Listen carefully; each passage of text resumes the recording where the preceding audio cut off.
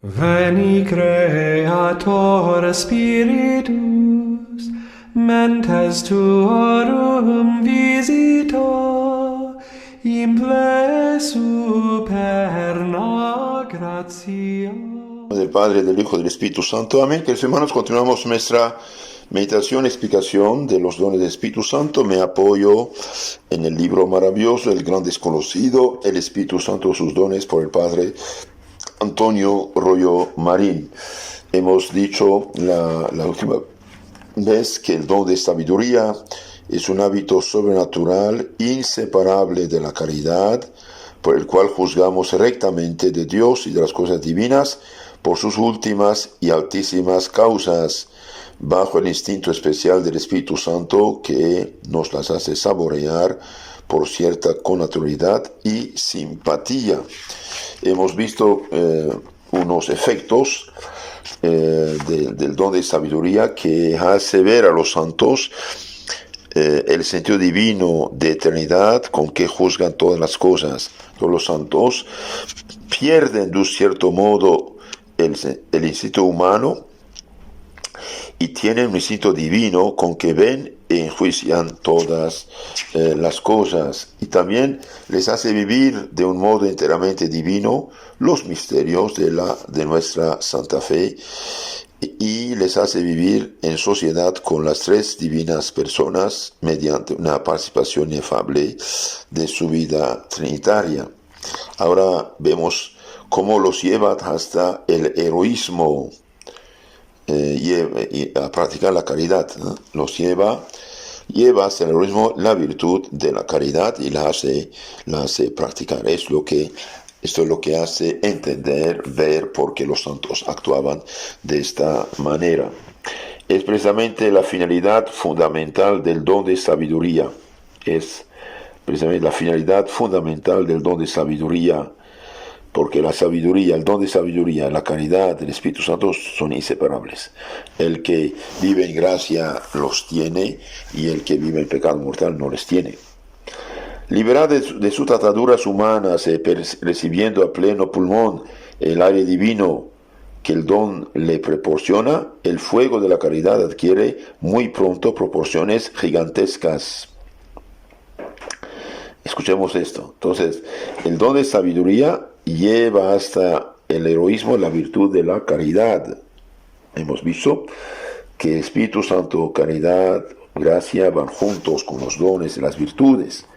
Liberada de sus ataduras humanas y recibiendo a pleno pulmón el aire divino que el don de sabiduría le proporciona, el fuego de la caridad adquiere muy pronto proporciones gigantescas. Es increíble hasta dónde llega el amor de Dios en las almas trabajadas por el don de sabiduría. Ahora entendemos por qué los santos hicieron tantas maravillas y tantos trabajos, ¿no? Un santo Julián de Ars, un santo Ignacio, un santo Francisco Javier, un santo Agustín, un papa Gregorio, un papa San Pío X, santo Padre Pío, San José de Cotolengo, apóstol de todas las miserias humanas. Tiene casi una colonia llena de hospitales para todo tipo de enfermedad y miseria. Entonces, es increíble hasta dónde llega el amor de Dios en las almas trabajadas por el don de sabiduría. Su efecto más impresionante es la muerte total al propio yo. Escuchemos esto. Su efecto más impresionante es la muerte total del propio yo, del egoísmo. Ya uno es una criatura nueva. Muerte del egoísmo. Y le toma el lugar la caridad. Aman a Dios con un amor purísimo, por sola su infinita bondad, sin mezcla de interés o motivos humanos. Aman a Dios porque Dios es amor. Es verdad que no renuncian a la esperanza del cielo, sino que lo desean más que nunca. ¿Quién me librará de este cuerpo de muerte para que yo vaya a ver a Dios?, dice San Pablo. Pero es porque en él podrán amar a Dios con mayor intensidad, aún y sin descanso ni interrupción alguna. Si por un imposible pudieran amar y glorificar más a Dios en el infierno que en el cielo, prefieren sin vacilar los tormentos eternos. Ese sentimiento lo han experimentado gran número de santos. Véase, por ejemplo, con qué sencilla y sublime delicadeza lo expone Santa Teresa del Niño Jesús. Una noche dice, no sabiendo cómo testificar a Jesús que le amaba y cuán vivos eran mis deseos de que fuera servido y glorificado por doquier, me sobrecogió el pensamiento triste de que nunca jamás desde el abismo del infierno le llegaría un solo acto de amor. Entonces le dije que con gusto consentiría en verme abismada en aquel lugar de tormentos y de blasfemias, para que también allí fuera amado eternamente. No podía glorificarle así, ya que él no desea sino nuestra aventuranza, pero cuando se ama, no se ve uno forzado a decir mil locuras, dice Santa Teresita del Niño Jesús y en su libro Historia de un alma. Entonces dice, aunque fuera el infierno, si pudiera amarle, no importa. Bien, no, Dios no quiere que vamos al infierno, Dios quiere que lo amemos y lo amemos en la tierra y en el cielo. Entonces están listos a amar a Dios más que todo. Es el triunfo definitivo de la gracia con la muerte total al propio egoísmo. Entonces es cuando empiezan a cumplirlo el primer mandamiento de la ley de Dios con toda la plenitud posible de este pobre destierro. Entonces aman a Dios y aman a Dios y nada más que Dios. Aman a Dios más que todo y las criaturas por amor a Dios. En el aspecto que mira al prójimo, la caridad llega paralelamente a una perfección sublime a través del don de sabiduría. Acostumbrados a ver a Dios en todas las cosas, aún en los más mínimos acontecimientos, lo ven de una manera especialísima en el prójimo. Le aman con una ternura profunda, eterna, enteramente sobrenatural y divina. Le sirven con abnegación heroica, llena, por otra parte, de naturalidad y sencillez. Ven a Cristo en los pobres, en los que sufren, en el corazón de todos los hermanos, y corren a ayudarle con el alma llena de amor. Gozan privándose de las cosas más necesarias y útiles para ofrecerlas al prójimo, cuyos intereses anteponen y prefieren a los propios, como te pondrían los del mismo Cristo, con quien le ven identificados.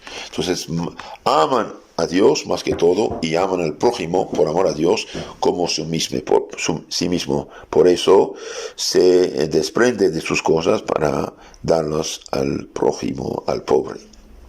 El egoísmo personal con relación al prójimo ha muerto enteramente. A veces el amor de caridad que abraza su corazón es tan grande que rebosa al exterior en divinas locuras que desconciertan la prudencia y los cálculos humanos. San Francisco de Asís se abrazó estrechamente a un árbol como criatura de Dios, que queriendo con ello estrechar en un abrazo inmenso a toda la creación universal salida de las manos de Dios. Entonces, hermanos, el don de sabiduría lleva hasta el heroísmo la virtud de caridad. El propio yo egoísta mezquino muere y uno se ama a Dios más que todo y ama por amor a Dios hasta la abnegación heroica, ama al prójimo con sencillez y naturalidad. También proporciona el don de sabiduría, proporciona a todas las virtudes el último rasgo de perfección y acabamiento. Es una consecuencia necesaria del efecto anterior. Perfeccionada por el don de sabiduría, la caridad deja sentir su influencia sobre todas las demás virtudes, de la que es verdadera forma. No hay ninguna virtud sin caridad, así de sencillo. Todas las virtudes están formadas por la caridad. La caridad deja sentir su influencia sobre todas las demás virtudes, de la que es verdadera forma, aunque extrínseca y accidental, como enseña Santo Tomás de Aquino. Todo el conjunto de la vida cristiana experimenta esta divina influencia. Ese es no sé qué de perfecto y acabado que tienen las virtudes de los santos. y que en vano buscaríamos del don, buscaríamos en almas menos adelantadas. En virtud de esta influencia del don de sabiduría a través de la caridad, todas las virtudes cristianas se elevan de plano y adquieren una modalidad deiforme que admite innumerables matices según el carácter personal y el género de vida de los santos. Pero todos tan sublimes que no se podría precisar cuál de ellos es el más delicado, exquisito. Muerto definitivamente el egoísmo, perfecta en toda clase de virtudes, el alma se instala en la cumbre de la montaña de la santidad, donde se lee aquella inscripción sublime: solo mora en este monte la gloria y honra de Dios, dice San Juan de la Cruz. Entonces, el don de sabiduría lleva hasta el heroísmo la virtud de la caridad y proporciona a todas las virtudes el último rasgo de perfección, de acabamiento. Ahora veamos la relación de las bienaventuranzas y frutos que de él derivan. Santo Tomás, siguiendo a Santo Agustín, adjudica al don de sabiduría la séptima bienaventuranza: bienaventurados los pacíficos, porque serán llamados hijos de Dios. Bienaventurados, dichosos los pacíficos, los que tienen un corazón lleno de paz, que ponen la paz entre los hombres, porque serán llamados hijos de Dios. Mateo 5, 9. Y prueba que le conviene en sus dos aspectos, en cuanto al mérito y en cuanto al premio. En cuanto al mérito, los pacíficos, porque la paz no es otra cosa que la tranquilidad del orden, y establecer el orden para con Dios, para con nosotros mismos, para con el prójimo, pertenece precisamente a la sabiduría. Entonces, cuando hay sabiduría, hay paz entre Dios, los hombres y nosotros mismos. Y en cuanto al premio, serán llamados hijos de Dios, porque precisamente somos hijos adoptivos de Dios por nuestra participación y semejanza con el Hijo unigénito del Padre, que es la sabiduría eterna. En cuanto a los frutos del Espíritu Santo, pertenecen al don de sabiduría a través de la caridad principalmente. Son estos tres: la caridad, el gozo espiritual y la paz, dice Santo Tomás en su Materia segunda, cuestión 46. Entonces, cuando uno vive en gracia, en santidad, bien cumple santidad avanzada, claro, no tibieza de tuberculosis. Y bien, cuando uno vive en santidad avanzada, cumple la bienaventuranza: bienaventurados los pacíficos, porque serán llamados hijos de Dios. ¿Por qué esto? Porque la paz no es otra cosa que tranquilidad del orden, y establecer el orden para con Dios, para con nosotros, para con el prójimo, pertenece precisamente a la sabiduría. Y en cuanto al premio, serán llamados hijos de Dios. Ahora veamos los vicios opuestos. Al don de sabiduría se opone el vicio de la estulticia o necedad espiritual, que consiste en cierto embotamiento del juicio y del sentido espiritual, que nos impide discernir o juzgar las cosas de Dios según el mismo Dios por contacto, gusto con la autoridad, que es lo propio del don de sabiduría. Entonces, el embotamiento del juicio y del sentido espiritual impide discernir las cosas, juzgar las cosas según Dios. Más lamentable todavía es la fatuidad, que lleva consigo la incapacidad total para juzgar de las cosas divinas, de donde la estulticia, la estupidez, se opone al don de sabiduría como cosa contraria, y la fatuidad como la pura negación. De esta estupidez adolecen siempre que apreciamos en algo las naderías de este mundo, o juzgamos que vale algo cualquier cosa que no sea la posesión del sumo bien, o lo que a ella conduce.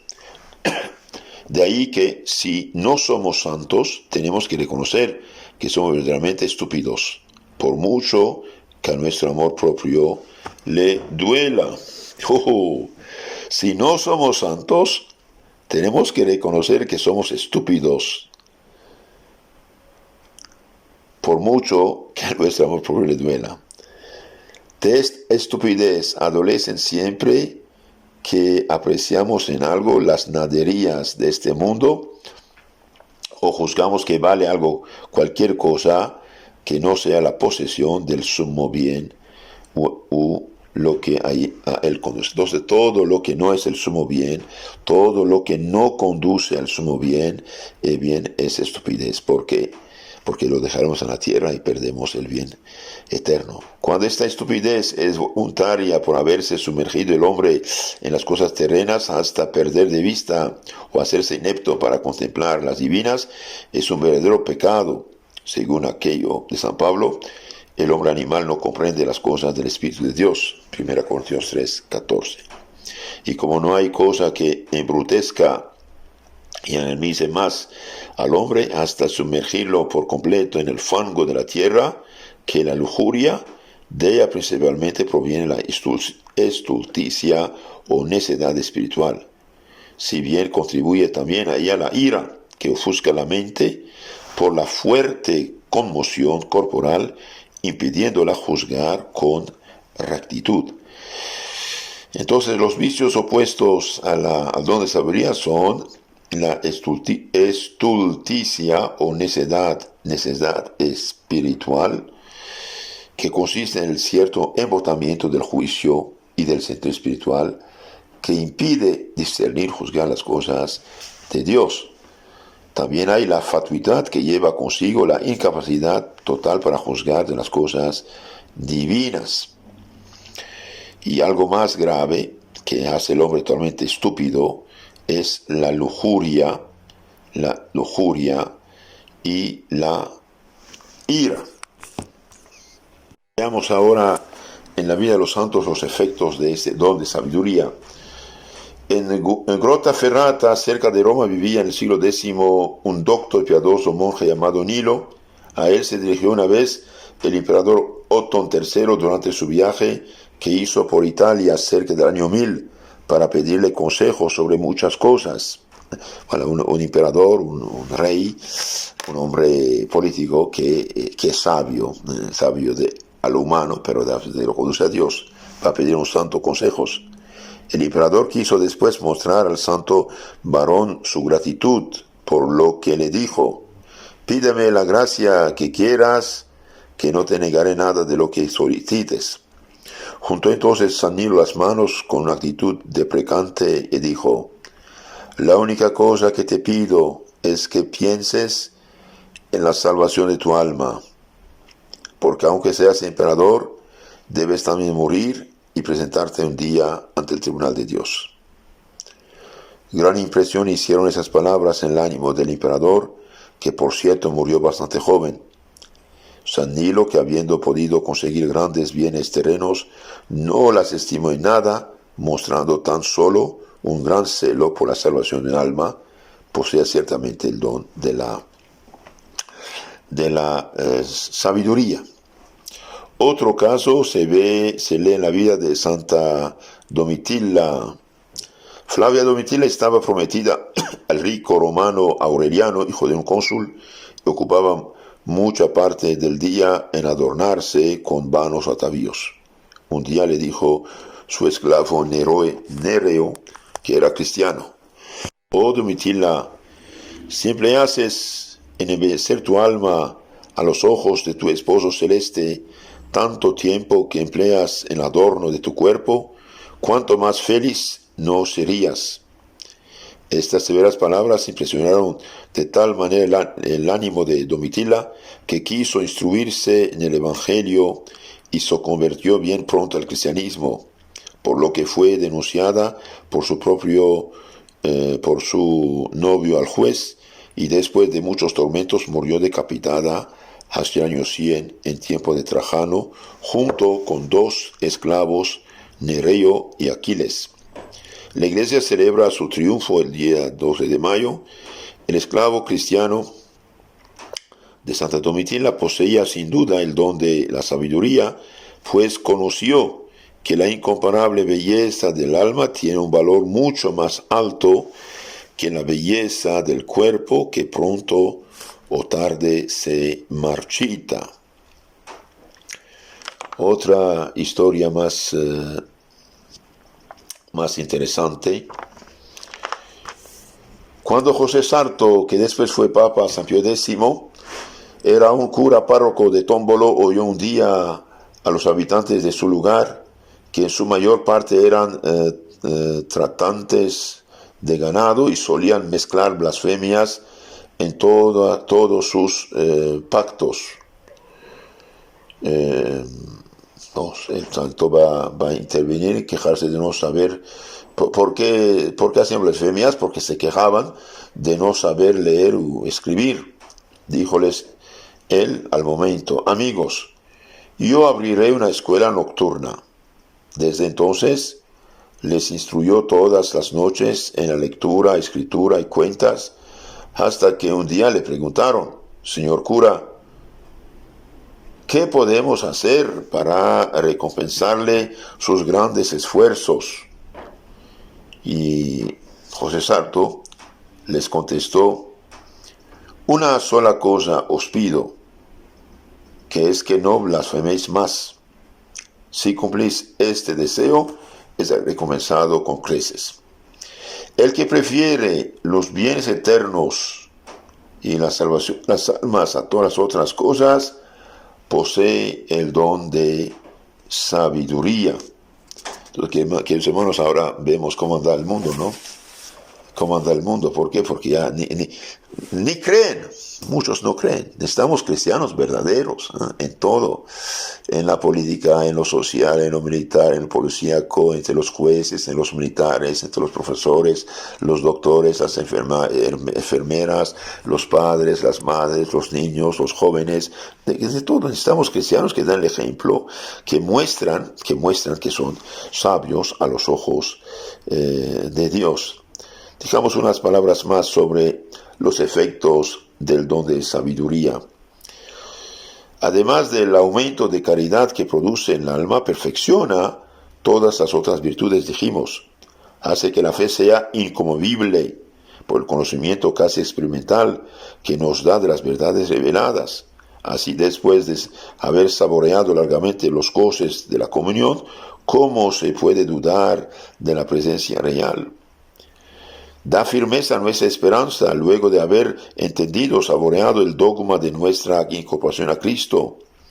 ¿Cómo no habremos de esperar, puesto que aquel que es nuestra cabeza está ya en el cielo, y los santos que con él reinan en la mansión de la bienaventuranza son nuestros hermanos? Nos hace practicar a la perfección las virtudes morales: prudencia, justicia, fortaleza, templanza. Porque cuando se han gustado los goces del amor divino, ya no tiene sabor para nosotros ninguno de los goces de la tierra. Nos abrazamos con la cruz, con la mortificación, el trabajo, la templanza, la humildad, la mansedumbre, porque son otros tantos medios de asemejarnos más y más al amado Jesús y de darle pruebas de nuestro amor. Hay pues esta diferencia entre el don de sabiduría y de entendimiento, en que este es una mirada del espíritu y aquel una experiencia del corazón. El uno es luz y el otro es amor. Así se armonizan y completan. Pero el más perfecto es el don de sabiduría, porque el corazón va más allá, que el espíritu penetra más hondo y entiende o adivina lo que la razón no atispa, y especialmente en los santos el amor supera el conocimiento. El amor supera el conocimiento, como decimos hace rato en San Nilo, ¿no? Otro ejemplo: un general que cayó enfermo en Praga se hizo curar durante su enfermedad, que fue grave, por una hermana de la caridad que estaba noche y día en la cabecera del enfermo, completamente olvidado de todo descanso y solaz. Esta abnegación por un hombre desconocido y extraño conmovió el corazón de aquel rudo militar que preguntó un día a la hermana: hacedme saber cómo puede contentaros y recompensaros tantos afanes por mí sufridos. Respondió la religiosa: Excelencia, si me quiere ver radiante de contento, reciba los sacramentos de la Iglesia, que transmiten la salvación de Cristo. El general le hizo llamar enseguida al sacerdote y recibió con crecida piedad los auxilios de la religión. El que tiene siempre ante sus ojos los bienes celestes posee ciertamente el don de la sabiduría, y esta religiosa era sabia. Queridos hermanos, como dije, necesitamos cristianos de veras en el mundo. Andamos mal porque muchos de nuestros fieles hoy, de nuestros pobres cristianos, viven pecado mortal. Al vivir en pecado mortal, pierden la gracia, pierden la caridad, pierden el Espíritu Santo, pierden las virtudes infusas que perfeccionan su alma, su voluntad, su inteligencia, su voluntad, pierden la prudencia, justicia, fortaleza, templanza, y pierden los 17 dones del Espíritu Santo. En un bautizado en pecado mortal, todavía católico, que se dice católico, queda la fe, la esperanza, pero sin la caridad. Y por lo tanto no se salvará si muere en pecado mortal, aunque tenga fe y caridad y esperanza. Tiene que tener la gracia y la caridad y los dones del Espíritu Santo. Los masones, los anticristianos desde el siglo XIX, Monseñor de Ségur, en su libro llamado La Revolución, pueden bajarlo de internet, Monseñor D.E. y segunda palabra, Ségur, S-E-G-U-R, La Revolución, que bien cita textos enemigos de la iglesia, de la fe cristiana. Dice: el mejor puñal para ir a la iglesia en el corazón es la corrupción. Hagan corazones corruptos y dejará de haber católicos. Entonces hoy la mayoría de nuestra gente vive en pecado mortal a ojos humanos. Cuando uno mira, compara la vida que lleva la gente que nos rodea con los mandamientos de Dios, bien, muchos viven en pecado mortal, desde la superstición, hechicería, brujería, espiritismo, reiki, yoga y todas esas cosas paganas, pasando por juramentos en vano, pasando que no santifican el día del Señor, pudiendo ir a misa cuando había misa como debe ser, no honrar a su padre y madre, no matar, todo lo que, por ejemplo, aborto es matar, todo lo que es escándalo es matar, todas las mujeres mal vestidas, provocativas, matan. Nuestro Señor dijo: el que se fija a una mujer codiciándola es adúltero, pero toda mujer mal vestida, mal destapada, bien peca de escándalo. Una mujer cristiana debería tener el cuello cubierto, las espaldas cubiertas, el hombro cubierto, cuando está sentada tener siempre las rodillas cubiertas. Si al sentarse la rodilla no está cubierta, no es decente. Nada de esos pantalones sensuales, apretados, de licra, de mezclilla, etc. Todos estos son pecados. Todos los que viven en fornicación son pecados. Todos los que los novios que se comportan como si fueran casados, bien, es fornicación. Todos los que están en unión libre es fornicación. Todos los que dejaron su esposo o esposa, aunque no tengan mayor culpa, pero fueron abandonados, se juntaron con otra, volver a hacer su vida, y bien, está en pecado mortal de adulterio. Todos los que fabrican, propagan, reenvían, miran pornografía, es pecado mortal.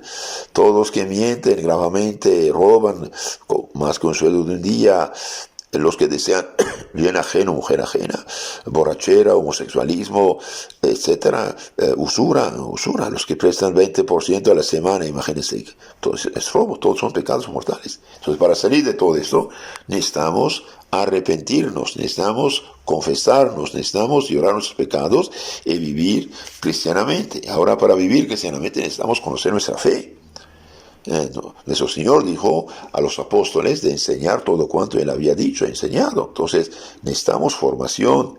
Por eso el Papa San Pío X, en su encíclica sobre el catecismo, bien dijo: la mayor parte de los que van al infierno por no conocer los misterios de la fe, por no conocer la doctrina católica, por no conocer el catecismo. El catecismo es la palabra de Dios comunicada oralmente por la Iglesia, de un cierto modo. Entonces, y el Papa dice, la actual depresión y debilidad de las almas, de que resultan los mayores males, proviene principalmente de la ignorancia de las cosas divinas.